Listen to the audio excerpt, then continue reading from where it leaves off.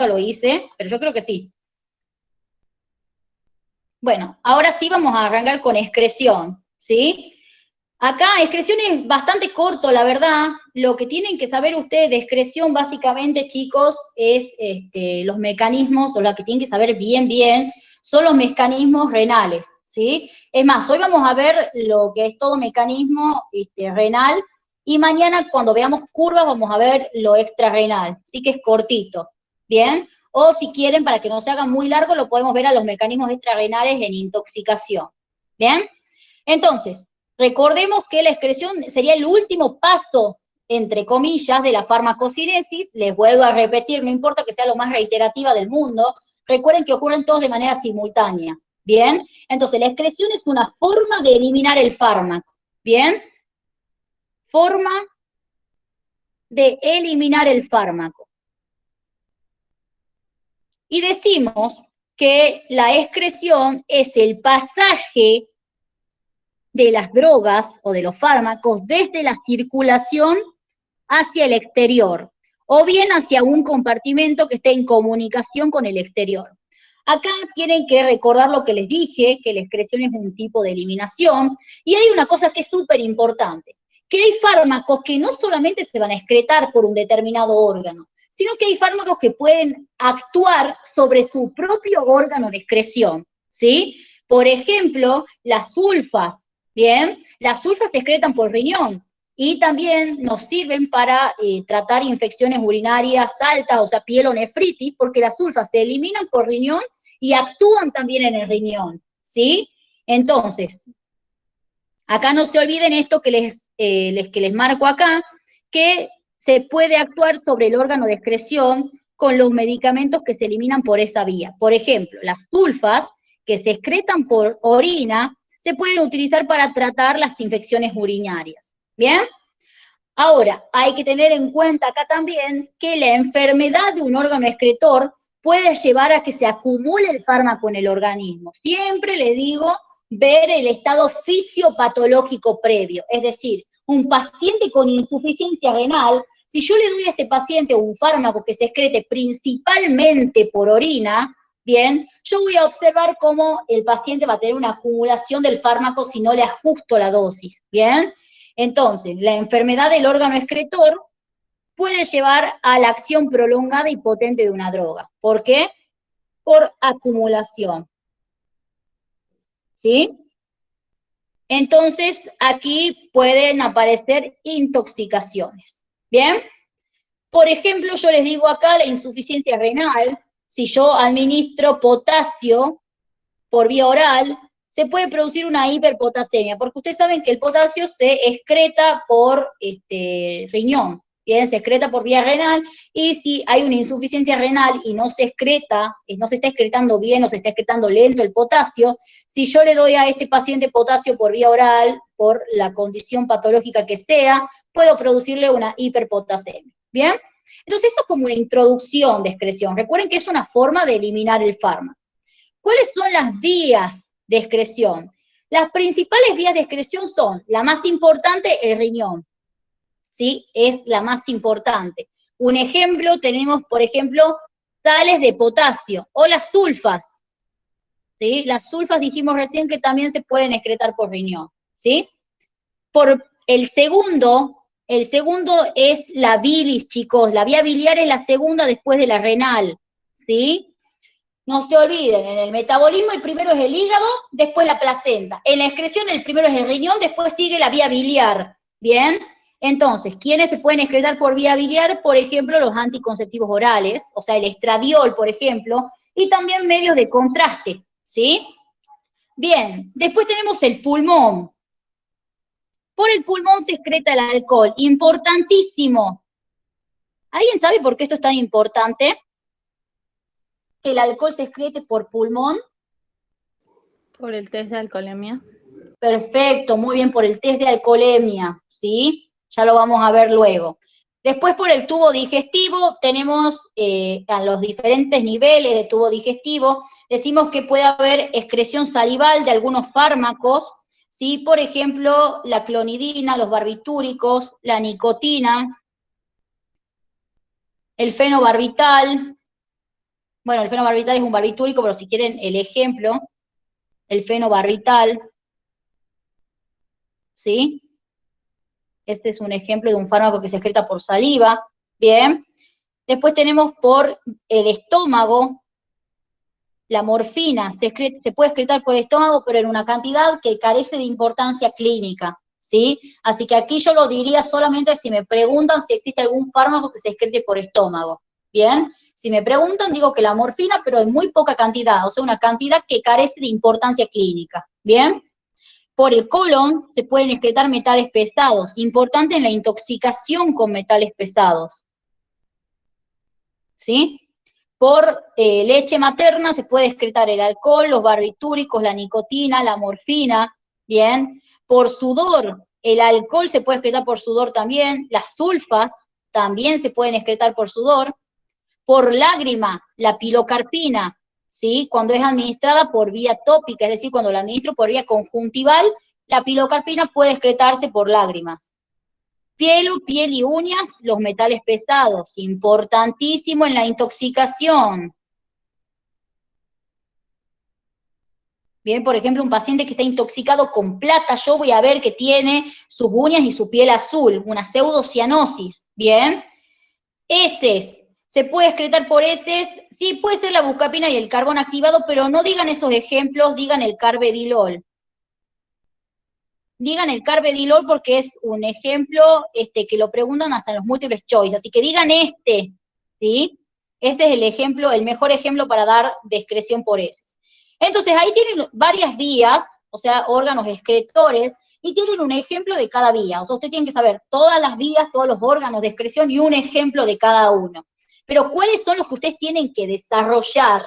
¿Sí? O sea, ustedes tienen que hablar, conocer, digamos, principalmente la excreción renal, la biliar y la excreción mamaria, ¿sí? Esas son las 3 vías de excreción que ustedes sí o sí tienen que conocer. Entonces vamos a comenzar hablando de la excreción renal. Cuando yo hablo de excreción renal, primero que nada tengo que asegurarme de, antes de prescribir un fármaco que yo sé que se excreta por riñón, tengo que asegurarme que el riñón esté sano, ¿bien? Porque el riñón se encarga de metabolizar, de acumular y de excretar a los fármacos, ¿sí?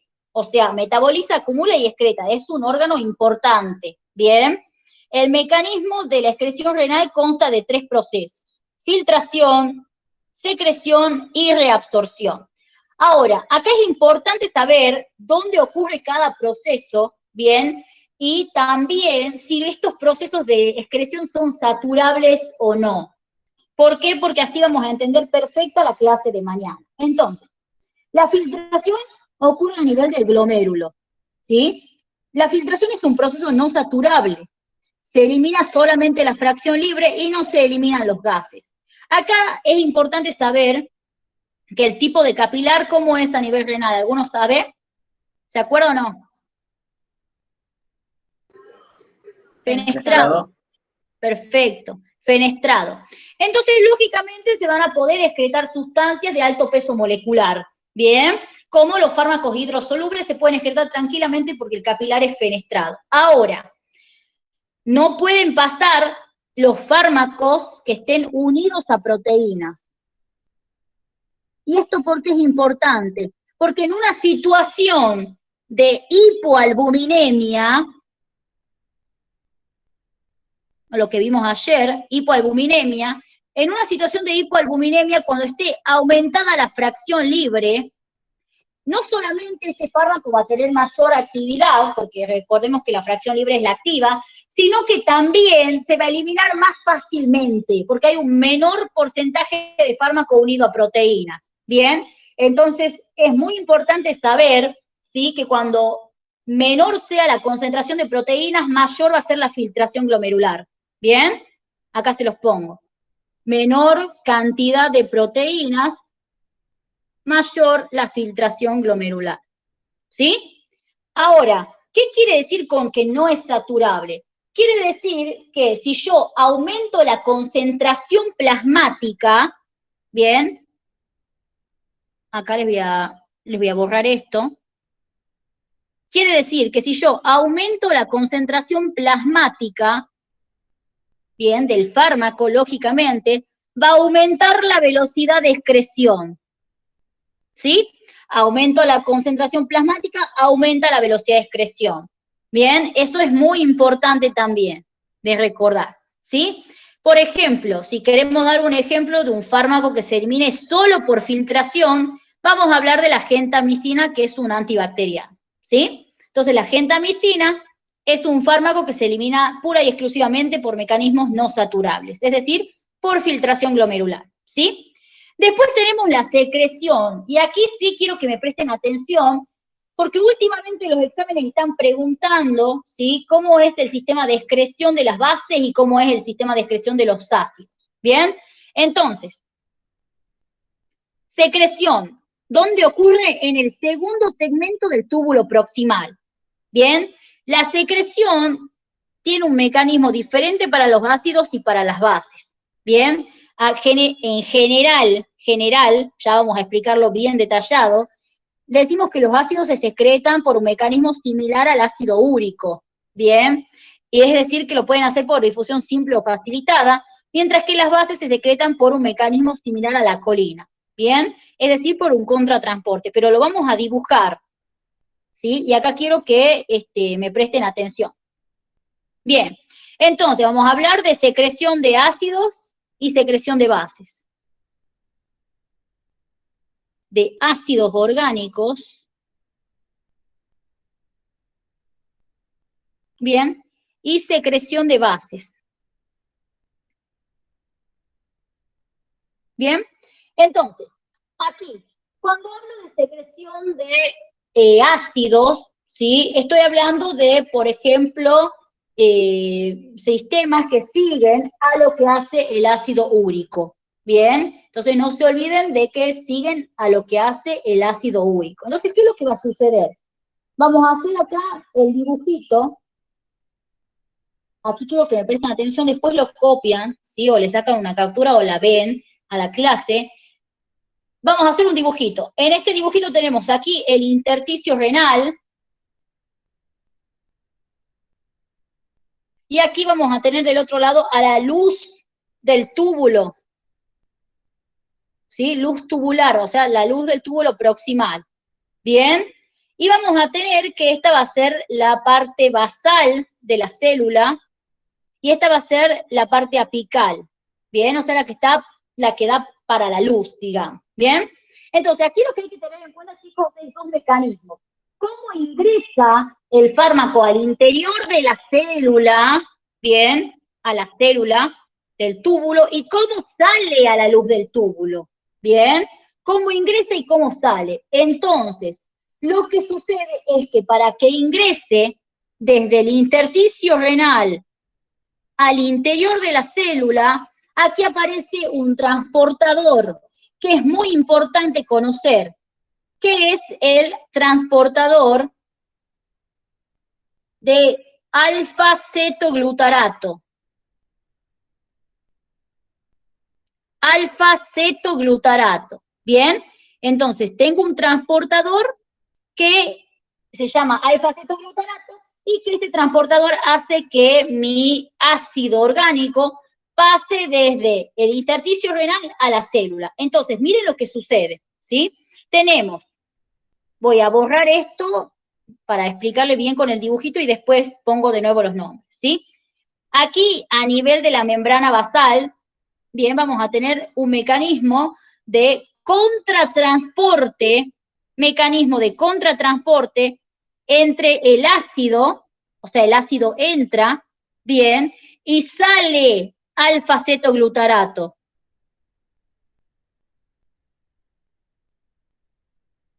Bien, entra ácido, lo voy a poner adentro para que no se confundan, y sale alfa-cetoglutarato. Entonces, por este mecanismo de contratransporte,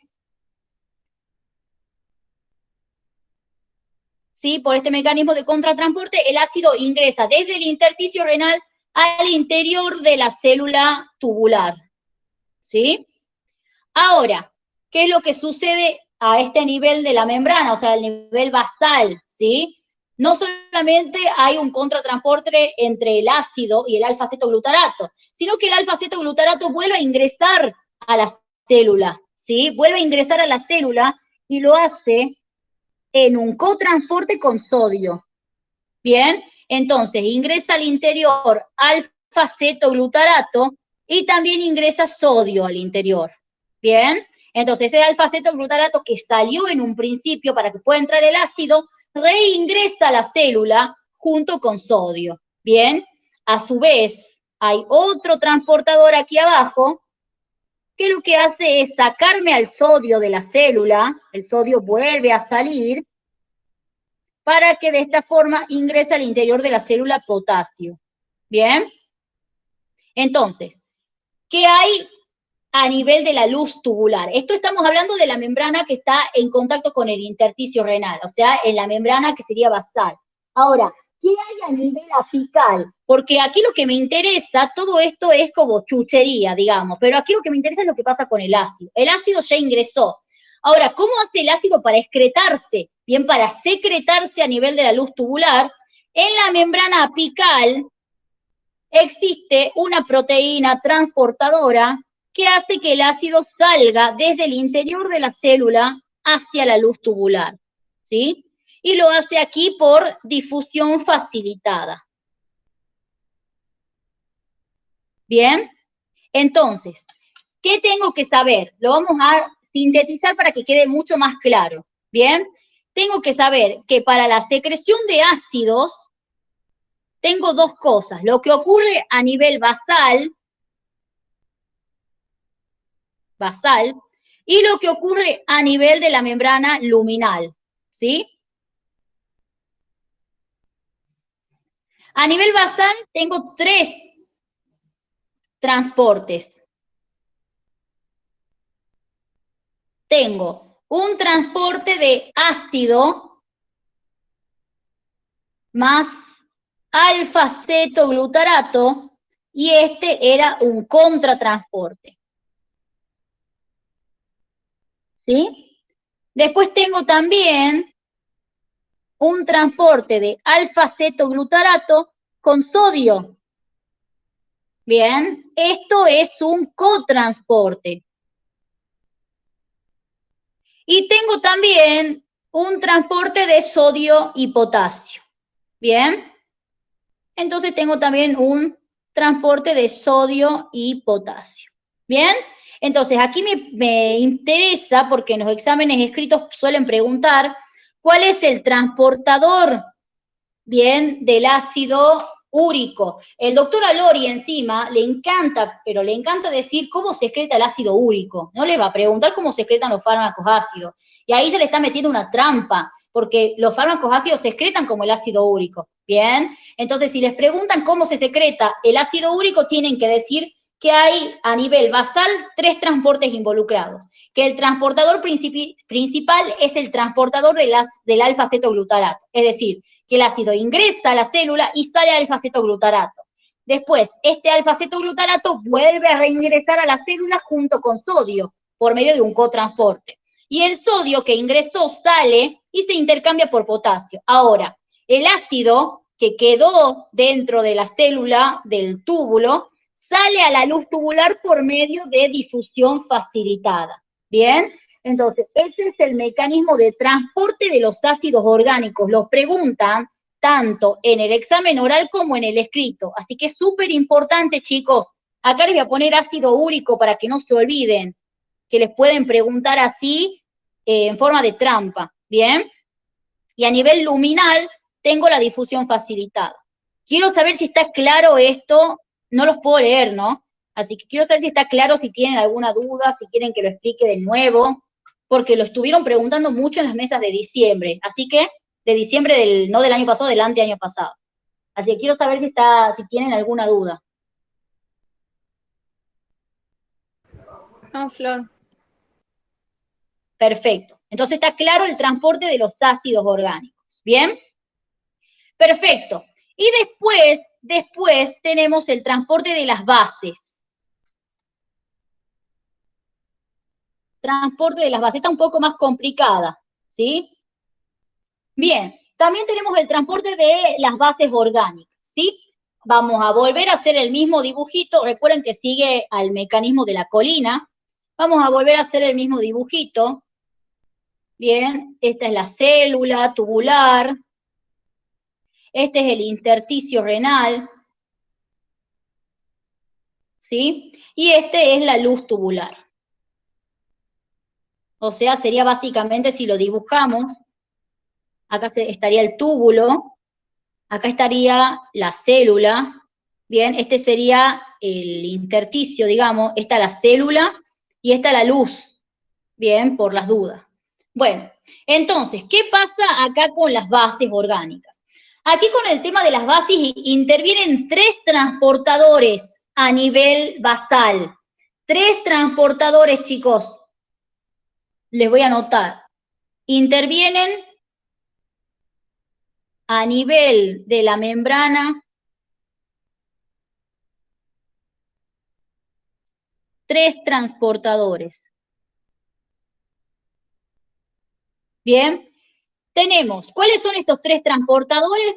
Aquí vamos a tener que intervienen, por ejemplo, ¿sí? Primero, antes de detallar, mejor les explico el dibujo, ¿bien? Entonces, aquí, chicos, va a ocurrir lo siguiente. Primero que nada, la base ingresa, miren lo diferente que es, ¿sí? Habíamos dicho que en el ácido ingresaba a la célula, ¿cómo? Ingresaba por medio de los transportadores que teníamos acá, ¿verdad?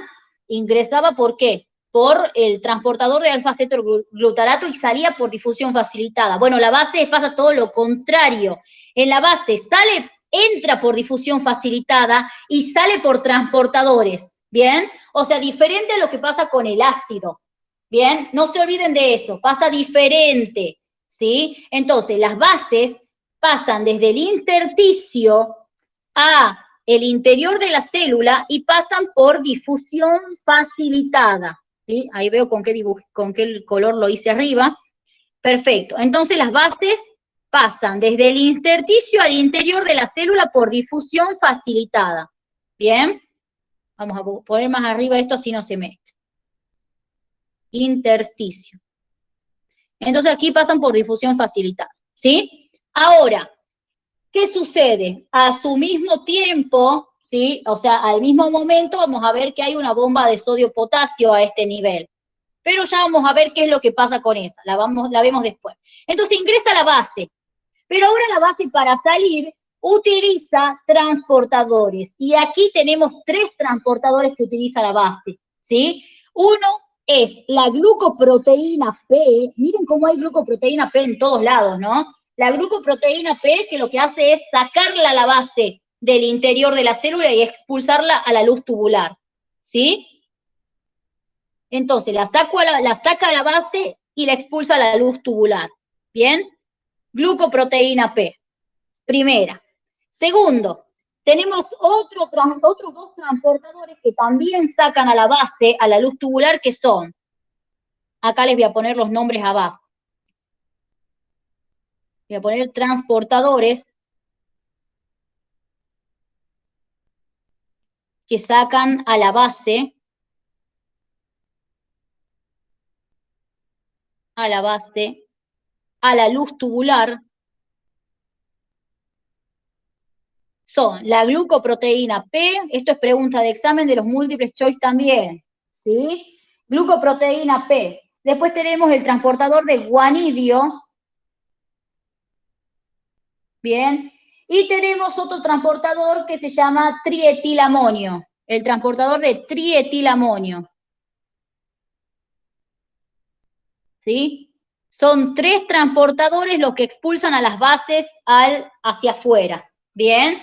3 transportadores que expulsan a la base hacia afuera, no se olviden. Flor, ¿cómo se llama el segundo? Guanidio, transportador de guanidio. Bien, gracias. ¿Sí? Bien. Todos estos van a estar, sí, en contacto con la luz. Disculpa, ¿y el tercero cómo es el nombre? El tercero se llama trietilamonio, ¿sí?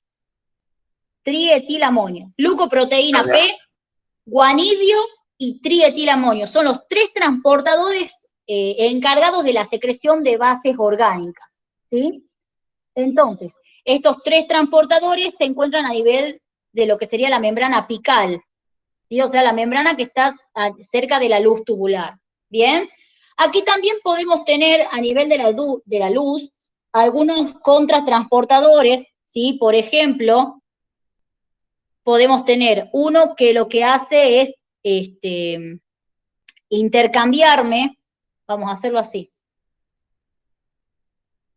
Acá vamos a dibujar la glucoproteína P, yo les pongo acá como ejemplo, ¿no? Pero existen los tres. Bien, yo les voy a dibujar este. Bueno, ¿qué es lo que sucede acá? Por lo general, les suelen preguntar en los múltiples choice cuántos son los transportadores que existen para las bases orgánicas. Bien, y entonces son tres, no se olviden. Está en el Flores esto, ¿sí? Por si alguno lo quiere ver. Son los tres estos que están acá mencionados. Pero ahora, no es que estos transportadores la sacan a la base sin nada a cambio, digamos. Aquí puede haber un contratransporte entre base, bien, les voy a borrar el de la glucoproteína P, esto era nada más para que ustedes sepan que así se llaman, pero estos transportadores, digamos, los que están acá mencionados, no es que la sacan a la base sin nada a cambio, ¿sí? La sacan a la base, pero hacen un contratransporte con protón, ¿sí? Por ejemplo. Bien, entonces hacen que un contratransporte entre base y protón, y hace que ingrese este hidrógeno, ¿bien? Entonces, esa puede ser una de las situaciones. Este hidrógeno, miren, presten atención acá porque van a entender lo que pasa con la bomba de sodio-potasio. Este hidrógeno que ingresa vuelve a salir, ¿bien? Sale de nuevo. Pero ¿quién ingresa? Aquí, cuando sale, ingresa sodio. Recuerden que hay reabsorción de sodio a nivel de los túbulos, ¿bien? Entonces es el sodio que se reabsorbe a nivel tubular y es intercambiado por protones, ¿bien? Ahora, este sodio que está aquí atrás, o sea, aquí abajito, ahora sí volvemos a ver lo que pasa en la membrana basal. Este sodio lo que hace es intercambiarse por potasio, ¿bien? Sale el sodio al intersticio e ingresa potasio. Entonces, para concluir, vamos a hacer un esquemita porque el de las bases es más complicado. Primero, pregunta de examen, sobre todo los múltiples choice, ¿cuántos son los transportadores que intervienen? O sea, ¿cuántos son los tipos de transportadores? No es que son los tres a la vez, sino que cualquiera de estos tres tipos puede estar, ¿bien? ¿Cuáles son los tres tipos de transportadores que pueden intervenir en la secreción tubular de las bases? Son tres. La glucoproteína P, el transportador de guanidio y el trietilamonio, ¿bien? Ahora, ¿qué podemos encontrar entonces a nivel basal? A nivel basal vamos a encontrar una difusión facilitada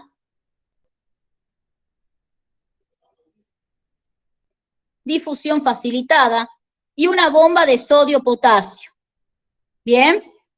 Y a nivel luminal o apical, ¿sí? Vamos a encontrar los transportadores, que puede ser cualquiera de estos tres, que realizan un contratransporte. ¿Bien? ¿De quién? De la base con un protón.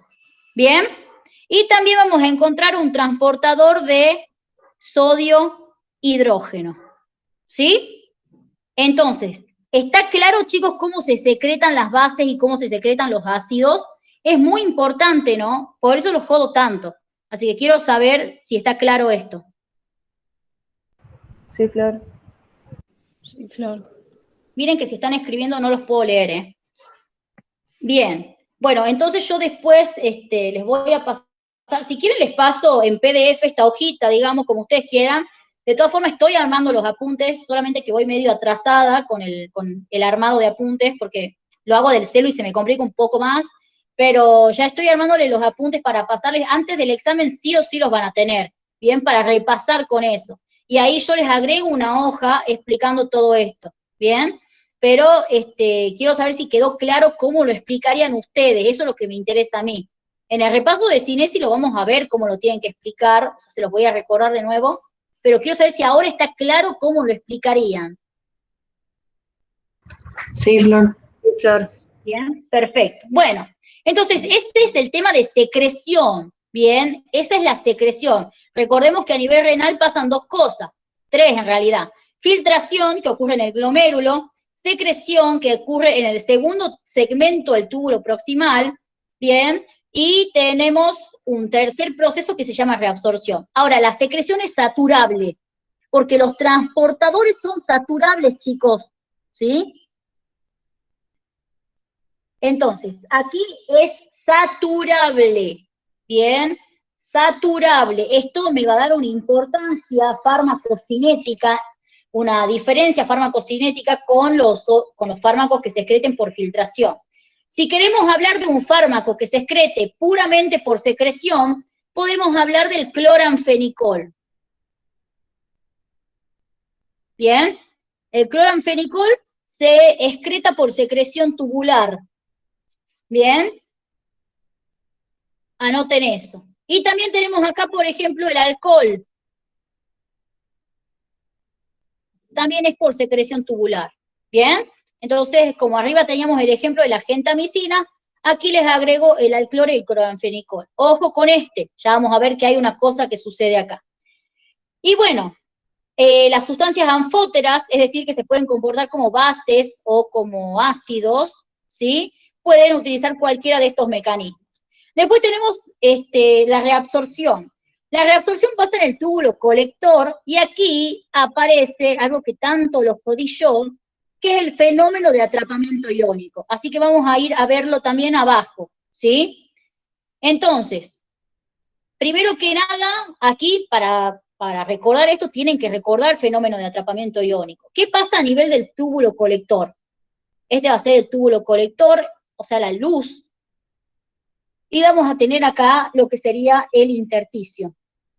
Obviamente que aquí van a estar todas las células, ¿sí? Bueno, entonces, ¿qué va a suceder acá? Para que un fármaco se excrete para que un fármaco no se excrete, sino que sufra el proceso de reabsorción, ¿sí?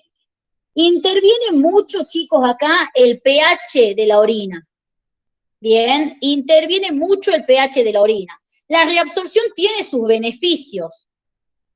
Que un fármaco llegue a la luz tubular, bien, y decida reabsorberse en lugar de excretarse, tiene como beneficio que al reabsorberse se prolongue la vida media y a su vez se prolongue el efecto farmacológico. De lo contrario, también puede ocurrir que un fármaco, acá abajo se los voy a hacer, que un fármaco no pueda reabsorberse, ¿sí? Y que no se reabsorba también tiene sus beneficios. Por ejemplo, en intoxicaciones, me favorece a la eliminación del fármaco en intoxicaciones, ¿sí? Entonces, tanto la reabsorción, o sea, que ocurra el proceso de reabsorción, como que no ocurra, tiene sus determinados beneficios, ¿bien? Entonces, aquí es importante recordar el fenómeno de atrapamiento iónico, porque yo les voy a poner un ejemplo, ¿sí? Les comento que las anfetaminas son bases. Y me llega a mí un paciente que está intoxicado con anfetaminas, ¿bien? Me llega un paciente que está intoxicado con anfetaminas. Entonces, este paciente que está intoxicado con anfetaminas, yo tengo que aplicarle todo lo que nosotros vamos a ver en tratamiento del intoxicado. Y una de las cosas que sucede, una de las terapéuticas que puedo seguir, de las terapias, es acelerar su eliminación. Y yo les digo a ustedes que necesito, para que la anfetamina se elimine, bien, y de esta manera ayudar al paciente intoxicado, necesito que la anfetamina no se reabsorba. Entonces, ¿qué harían ustedes con el pH de la orina? ¿Lo volverían más ácido o más alcalino? Si la anfetamina es una base. Más ácido. Acidifica la orina. Perfecto. Tendría que tratar de acidificar la orina. ¿Y por qué? ¿Qué va a pasar si yo acidifico la orina? Para que se pueda predominar la forma ionizada y así se elimine más rápido, digamos. Perfecto. Porque tenemos una base, ¿bien? Y si esta base se encuentra en un medio ácido, decimos que predomina la fracción ionizada. Ustedes saben que la fracción ionizada tiene carga razón por la cual es hidrosoluble y no puede reabsorberse. De esta forma no me queda otra que ser eliminada en orina. ¿Bien? Entonces, pregunta de examen. ¿Qué tengo que hacer para acelerar la eliminación de una base? Como por ejemplo, acelerar la eliminación de anfetaminas. Tengo que acidificar la orina. ¿Con qué la acidifico a la orina? La puedo acidificar con ácido ascórbico, o también llamado vitamina C, ¿sí? Entonces yo acidifico la orina con vitamina C, de esta forma hago que la base se encuentre en un medio cuyo pH es mucho menor al pKa de la base, y ahí va a predominar en esta situación la fracción ionizada. La fracción ionizada, recordemos que era la fracción hidrosoluble, no puede reabsorberse, y de esta manera me evito que se prolongue la vida media y el efecto, y obtengo una mayor eliminación del fármaco que me está... Bueno, la anfetamina en realidad, bueno, no es del todo considerado un fármaco, ya vamos a ver, pero obtengo una mayor eliminación de esta sustancia, ¿sí?, que hace que el paciente se vaya desintoxicando. ¿Bien? Entonces, eso pasa si yo tengo una base. Y si yo tuviera intoxicación, por ejemplo, con barbitúricos, los barbitúricos son ácidos bastante débiles, pero son ácidos en fin. Entonces, ¿qué tendría que hacer yo para acelerar la eliminación? Alcalinizar la orina. Alcalinizar la orina. Perfecto. Entonces, yo tuviera una intoxicación con un ácido, yo lo que tengo que hacer es alcalinizar la orina. ¿Bien? Alcalinizar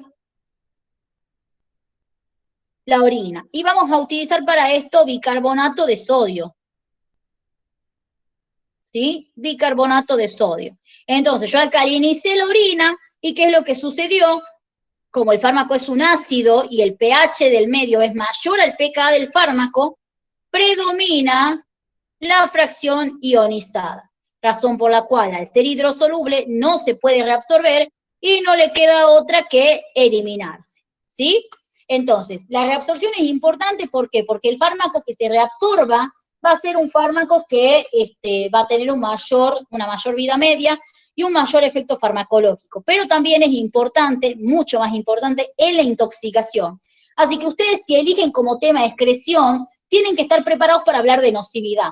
Por eso yo no lo suelo recomendar mucho a tema para dar en el final, ¿sí? Entonces, ustedes recuerden, una intoxicación con una base, tengo que acidificar la orina, y de esta forma yo me evito la reabsorción y voy desintoxicando a mi paciente. De lo contrario, una intoxicación con ácido, tengo que alcalinizar la orina con bicarbonato de sodio. De esta forma también me evito la reabsorción, ¿sí?, porque va a predominar la forma ionizada, y de esta forma acelero la eliminación de mi tóxico, ¿sí? ¿Está claro entonces eso, chicos, de reabsorción? Sí, Flor. Perfecto. Entonces no se olviden que la reabsorción, les voy a volver a poner acá, aumenta la vida media y prolonga el efecto. ¿Bien? Entonces, nosotros tenemos acá, hay una sola formulita que es la que ustedes se tienen que saber, que es esta que está acá. No creo que se las tomen, pero igual por las dudas, ¿sí? Es la cantidad de fármaco excretada a nivel renal, o sea, la fracción de fármaco que es excretada por riñón. Para calcularlo, nosotros tenemos que agarrar y sumar los procesos que eliminan al fármaco, o sea, que lo excretan, digamos. Acá vamos, para que no se confundan, lo vamos a poner los procesos que excretan el fármaco y los procesos que me lo retienen. Que me retienen al fármaco, o procesos que evitan la excreción, ¿sí? Entonces, ¿qué hago yo acá? Hago que la fracción renal, o sea, la cantidad de fármaco excretado por riñón va a ser igual a los procesos que excretan el fármaco, es decir, la suma de los procesos que facilitan la excreción renal de fármaco, que son la filtración glomerular más la secreción tubular, ¿sí? La filtración glomerular y la secreción tubular son dos procesos que hacen que se excrete fármaco por riñón. Pero a estos dos procesos, o sea, la suma de estos procesos que me excretan el fármaco, le tengo que restar aquellos procesos que me lo eliminan de otra manera, que no sea por excreción, o bien procesos que me lo retienen al fármaco en el organismo, ¿sí? Entonces, voy a restar los procesos que retienen el fármaco o que me lo eliminan de otra forma. ¿Qué voy a restar entonces? Voy a restar la fracción de fármaco que es reabsorbida, ¿bien? Más la fracción de fármaco que es acumulada en riñón y más la fracción de fármaco que es biotransformada, ¿sí? La reabsorción y la acumulación lo que hacen es retener al fármaco, ¿bien? Que un fármaco se reabsorba o se acumule en el riñón, me lo retiene. Y la biotransformación hace que el fármaco se elimine por otro mecanismo que no sea la excreción renal, ¿bien? Entonces, ojo que también esta biotransformación puede hacer que el fármaco no se excrete en el riñón, ¿sí? Estamos hablando de excreción renal, que se excrete por otro lado, ¿bien? Entonces, de nuevo volvemos a repetir, para calcular la fracción renal total, o sea, la cantidad de fármaco excretada por riñón, sumo los procesos que lo excretan y resto los procesos, y a esto le resto los procesos que me lo retienen. Y así voy a lograr obtener la función renal total. ¿Sí? ¿Está clara esa fórmula, chicos? Como les digo, nunca vi que la tomen, pero es importante conocerla, porque me acuerdo, cuando yo cursaba, digamos que en los prácticos lo mencionaban siempre. Así que quiero saber si está clara la fórmula, o sea, si entienden por qué es así. Sí, Flor. ¿Bien? Perfecto. Bueno, ahora una pregunta que se hace mucho en los finales, ¿sí? Porque hay veces que no les van a hablarme de excreción, sino que les van a preguntar con casos clínicos, ¿sí? Y les pueden preguntar cómo se evalúa la función renal. ¿Cómo evalúo yo si el riñón está apto o no para excretar los fármacos? Y se hace con el clearance de creatinina, ¿sí? Que aproximadamente era de 120 mililitros por minuto, ¿bien? Entonces se evalúa con el clearance de creatinina. Es decir, si yo tengo menos de 120 mililitros por minuto, yo puedo decir que mi paciente, por ejemplo, está en una insuficiencia renal cuando tiene aproximadamente 30 mililitros por minuto, ¿sí? Yo puedo decir que mi paciente está en una insuficiencia renal y por ende está andando mal su riñón, ¿bien? Ahora, conocer el clearance de creatinina es importante. Por ejemplo, si yo quiero saber si un fármaco se excreta solamente por filtración, bien, es decir, si yo administro un fármaco determinado y quiero saber si este fármaco se está excretando por filtración o se está excretando por parte por filtración y parte por secreción. Lo que tengo que hacer es agarrar y bloquear la secreción tubular. Y yo les voy a explicar acá, ¿sí?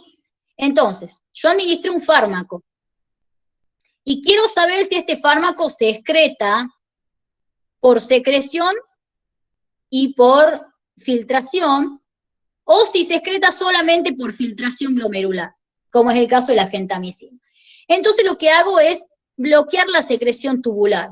Si se excretara, ¿sí? si se excretara por secreción y por filtración, al bloquear la secreción tubular, ¿sí? Yo tendría una disminución en el clearance de fármaco, ¿sí?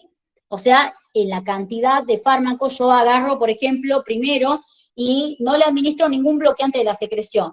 Y veo que el clearance de fármaco es, supongamos, de, no sé, de 80, ¿bien? 80 mililitros por minuto. Supongamos que es eso, ¿bien?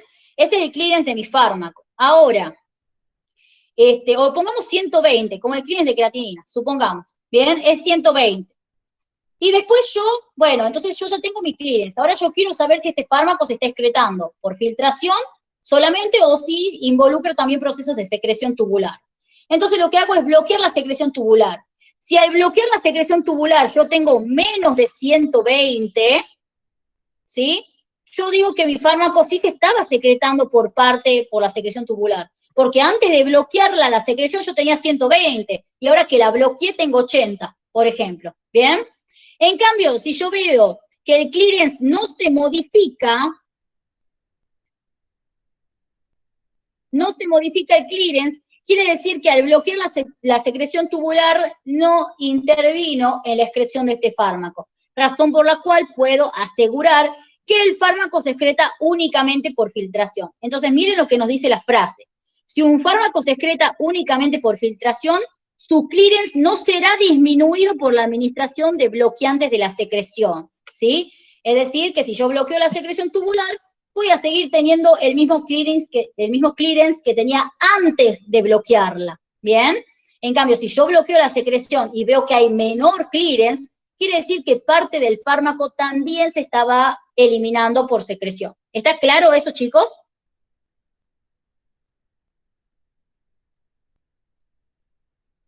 Sí, Flor. Sí, Flor. ¿Sí? Bien. Ahora, también puedo querer averiguar si el fármaco se elimina o no se elimina por secreción, ¿bien? Entonces, para yo averiguar si un fármaco se elimina por secreción, tengo que aplicar un bloqueante de la secreción tubular, que suele ser, ahí está, suele ser para bloquear el transportador de los ácidos, suele ser el Benecid, ¿bien? Y para bloquear la secreción de las bases, suele ser la ranitidina, ¿sí? Entonces, para bloquear la secreción de los ácidos, el Benecid, o Probenecid lo pueden encontrar también, y las bases, para bloquear la secreción de las bases, la ranitidina, ¿sí? Entonces, si yo aplico un bloqueante de la secreción tubular y veo que el clearance disminuye, bien, es porque el fármaco también se está eliminando por secreción. Es decir, esto que les expliqué acá abajo, ¿sí? Si yo bloqueo la secreción y veo que el clearance pasa de 120 a 80, es porque el fármaco también se estaba eliminando por secreción, ¿bien? Ahora, pasa lo mismo con la reabsorción, ¿sí? ¿Cuándo se va a considerar que un fármaco se reabsorbe? Se va a considerar que un fármaco se reabsorbe cuando, en ausencia de secreción tubular, el clearance renal del fármaco es menor al clearance de creatinina, ¿sí? Supongamos que nosotros tenemos acá un fármaco que se elimina solamente por filtración, ¿bien? Y este fármaco yo quiero saber si se reabsorbió o no.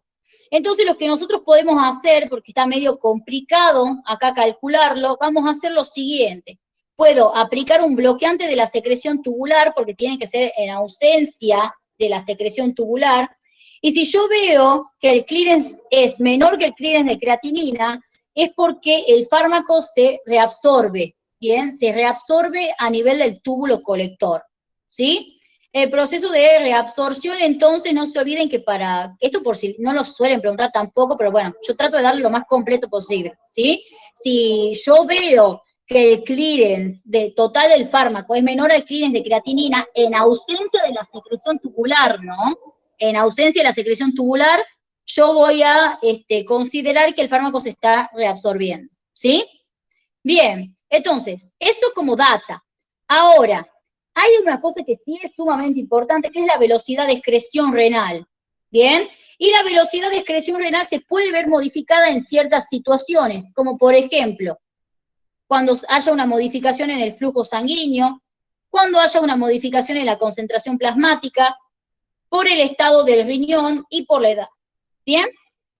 Cuando yo tengo un mayor flujo sanguíneo, tengo una mayor velocidad de excreción.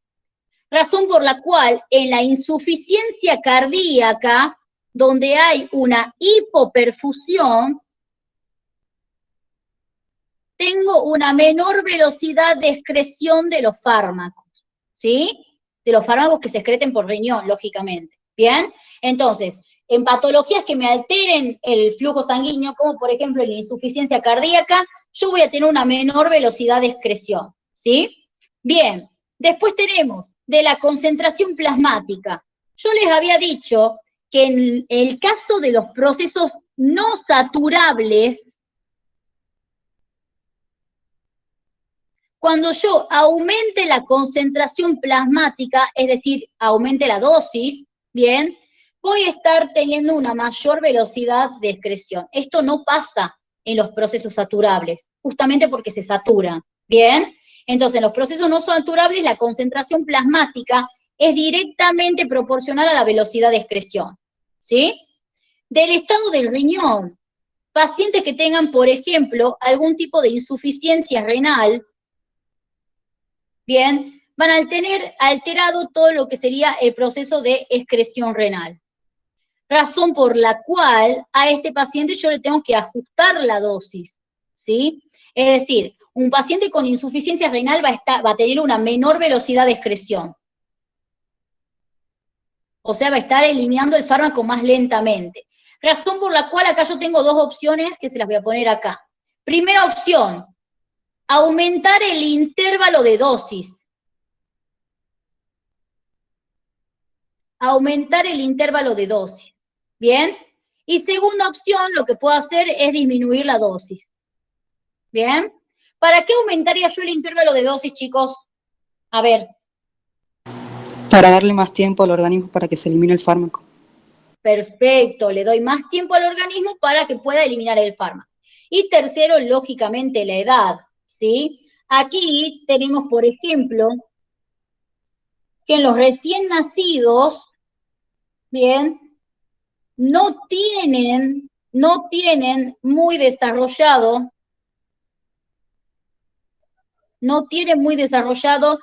los transportes, o sea, no tienen muy desarrollado todo lo que serían los mecanismos de transporte de la secreción, ¿sí?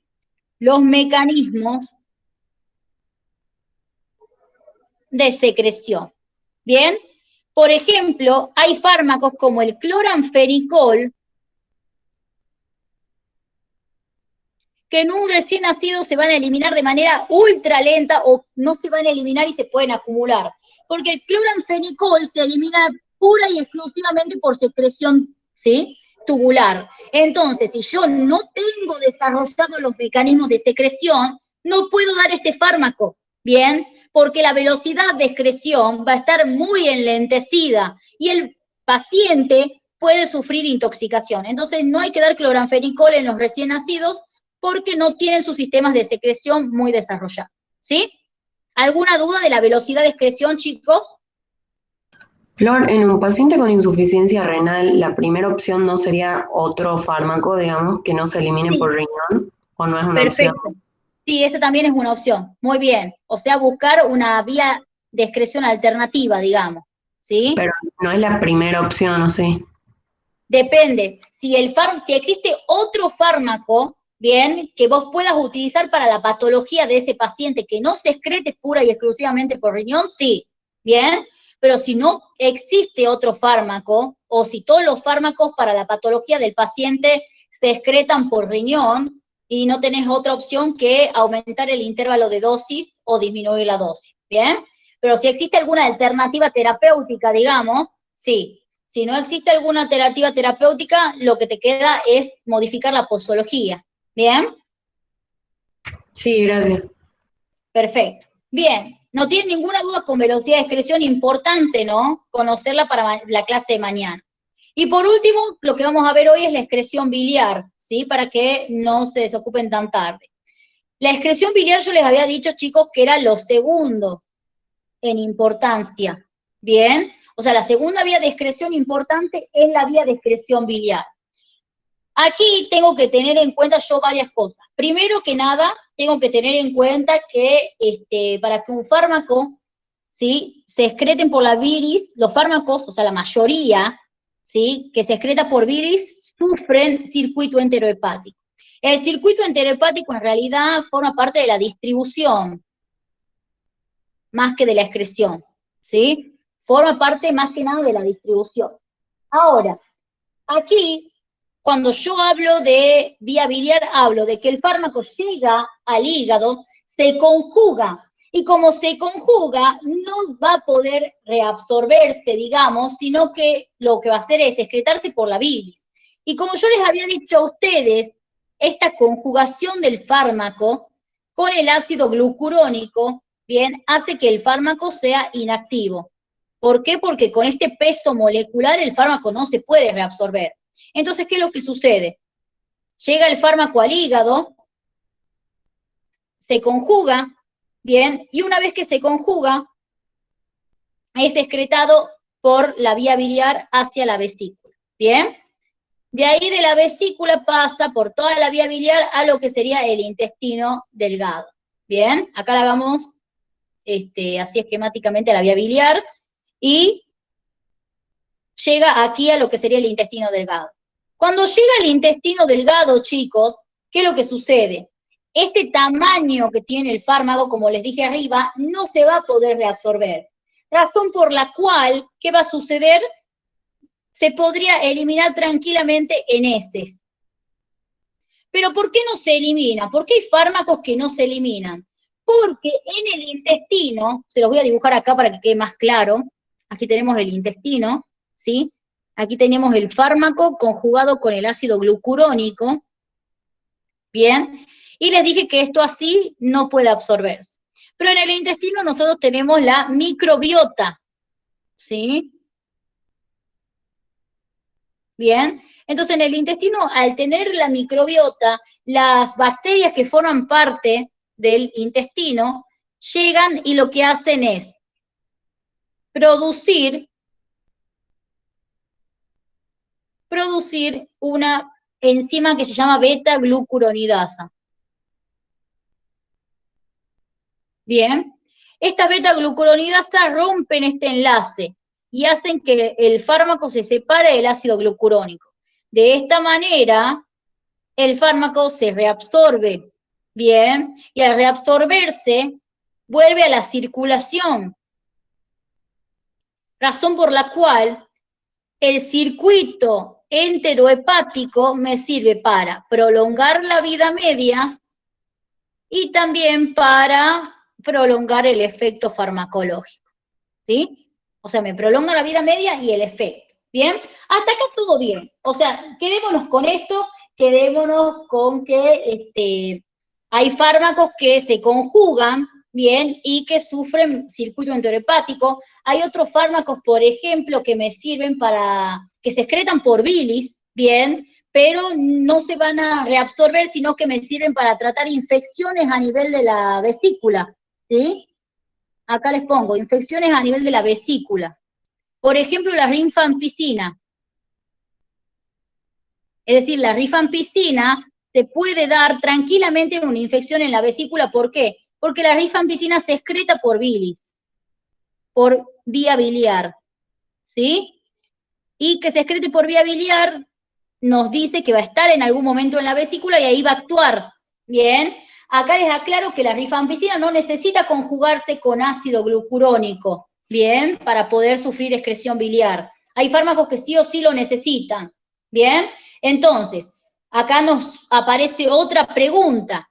¿Qué características tiene que tener un fármaco para poder excretarse por bilis? ¿Sí? Para poder excretarse por bilis, los fármacos tienen que tener un alto peso molecular, acá les pongo, para excretarse por bilis, por vía biliar, digamos, tienen que tener un alto peso molecular, que si no lo tienen, lo ganan cuando se conjugan, ¿sí? con el ácido glucurónico, ¿bien? Hay algunas, como les digo, que no necesitan conjugarse, como la rifampicina, ¿bien? Y tienen que ser fármacos hidrosolubles. Entonces, fármacos muy hidrosolubles con alto peso molecular se eliminan por vía biliar. Muchos de ellos no sufren circuito enterohepático, es decir, no todos los fármacos que vayan a excretarse por vía biliar van a sufrir circuito enterohepático, ¿no? Acá les voy a poner una lista de ejemplos, ¿sí? Se los voy a poner acá al costado. ¿Qué fármacos se eliminan por vía biliar? Y vamos a poner, por ejemplo, el acebutolol, un beta bloqueante. El carvedilol es un ejemplo de un fármaco que no sufre circuito enterohepático, sino que se excreta por vía biliar y se elimina por heces directamente. ¿Bien? Acá les pongo heces. ¿Sí? Tenemos también, por ejemplo, el estradiol, presente en lo que serían los fármacos hormonales, ¿sí? Tenemos también la ampicilina y la rifampicina, ¿sí?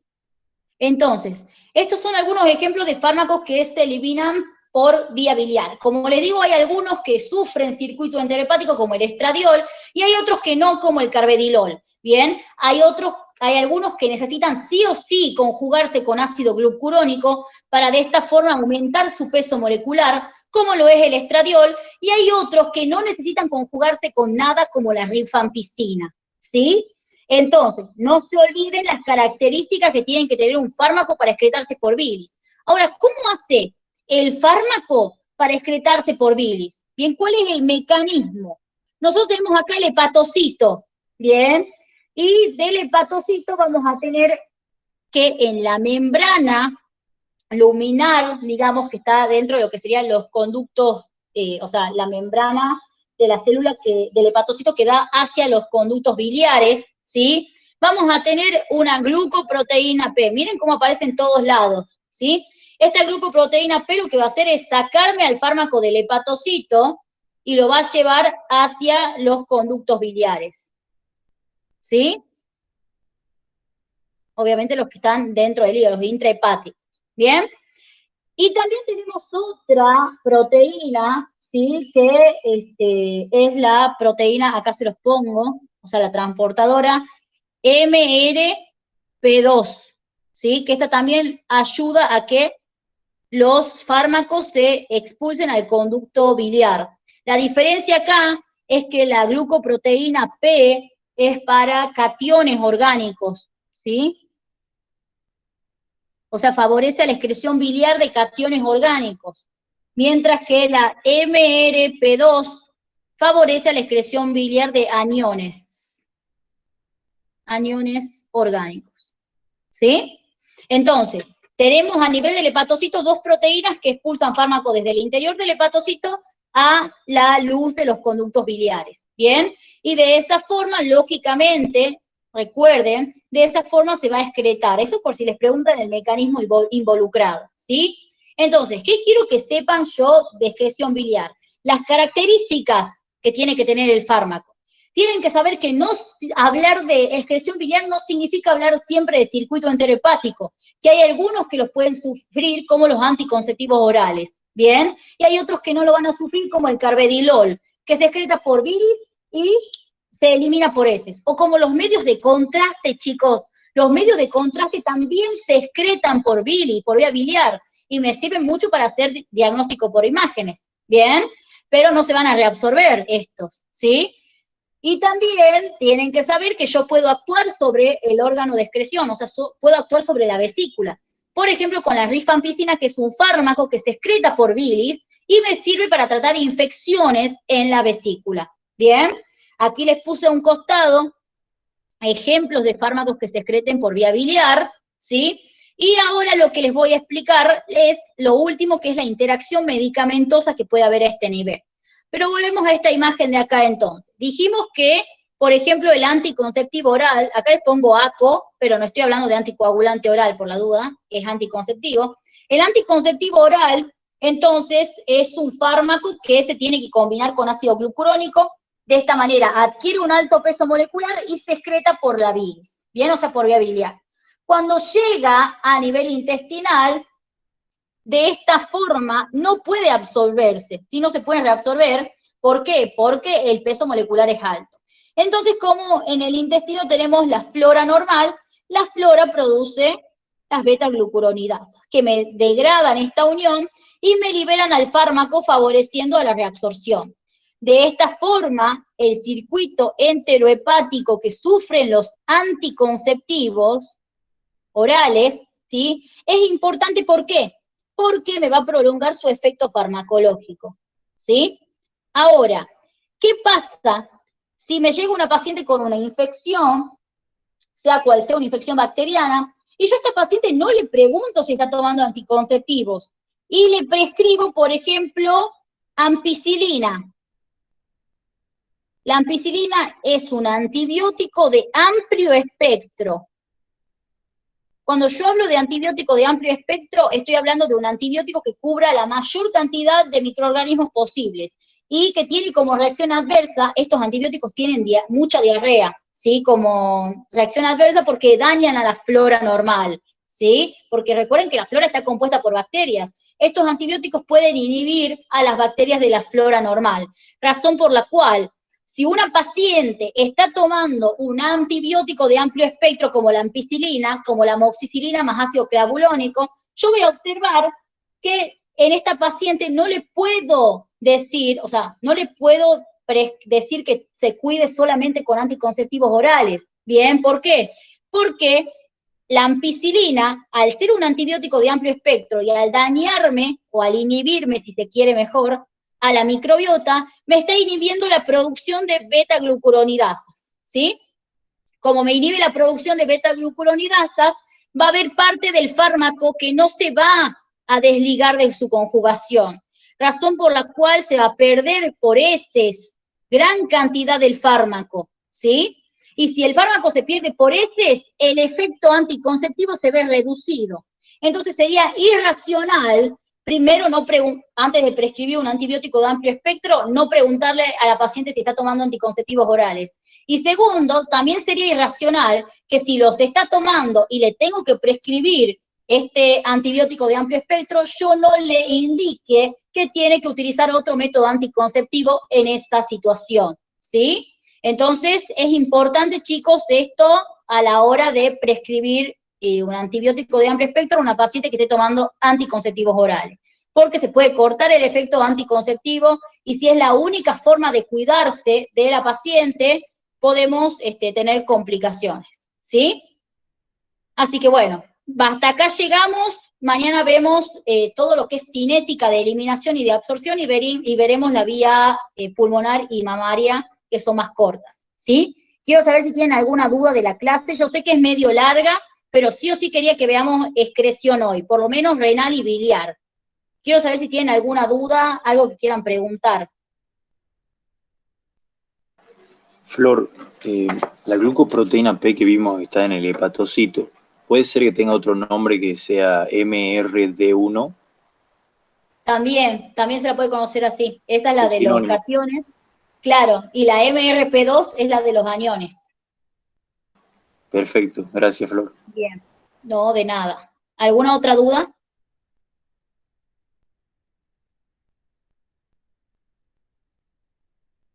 Bueno, No, Flor. bueno, chicos, si no hay ninguna otra duda, nos vemos mañana en cinética de eliminación. Ya les voy a decir a qué hora es la clase de mañana, ¿no? Porque estoy viendo si darla en el instituto o en mi casa. Así que probablemente sea a las 3:30 de la tarde, no sé si tienen problema, pero ya les voy a confirmar bien el horario hoy en el día. Bien, así que nos vemos mañana y hoy nos vemos con los chicos que les tengo que tomar hoy. Dale, Flor, gracias. No, de nada. Flor, gracias. Nos vemos. Gracias, Flor, nos vemos. No, de nada, chicos. Chao.